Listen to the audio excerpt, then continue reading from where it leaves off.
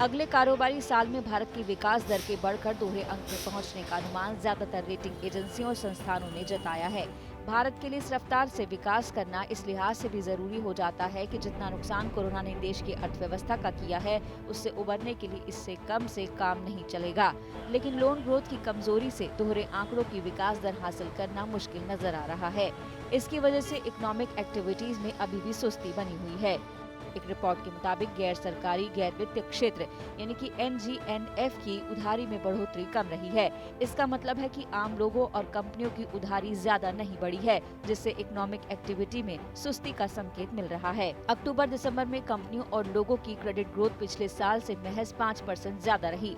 जुलाई सितंबर तिमाही में तो कंपनियों और आम लोगों की उधारी 4.6% के रिकॉर्ड के निचले लेवल पर चली गई थी।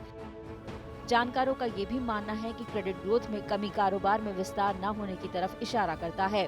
जब तक कारोबारी गतिविधियों में विस्तार नहीं होगा, तब तक विकास दर की चाल तेज होना मुश्किल है।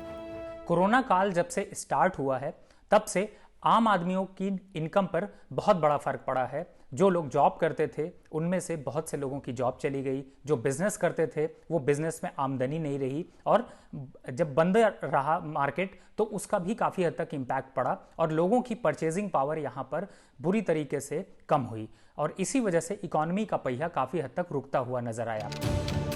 दिसंबर तिमाही में गैर सरकारी और गैर वित्तीय क्षेत्र के कर्ज के आंकड़ों को आम लोगों की उधारी से बड़ी मदद मिली है। इनकी उधारी पिछले साल से 9.6% ज्यादा रही है, जो सितंबर तिमाही में 8.7% थी। नॉन फाइनेंशियल कंपनियों की उधारी दिसंबर तिमाही में महज 2% बढ़ी और सितंबर तिमाही में भी इसकी ग्रोथ इतनी ही रही थी।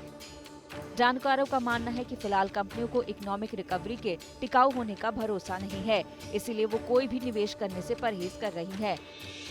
अगर हम कोविड-19 में देखें तो सभी कारोबार इफेक्टेड हुए, जिसमें MSME सबसे ज्यादा हुआ क्योंकि उनके यहाँ प्रोडक्शन ही नहीं हुआ, जिसके कारण सबसे बड़ी प्रॉब्लम उन्हें आई कैश की।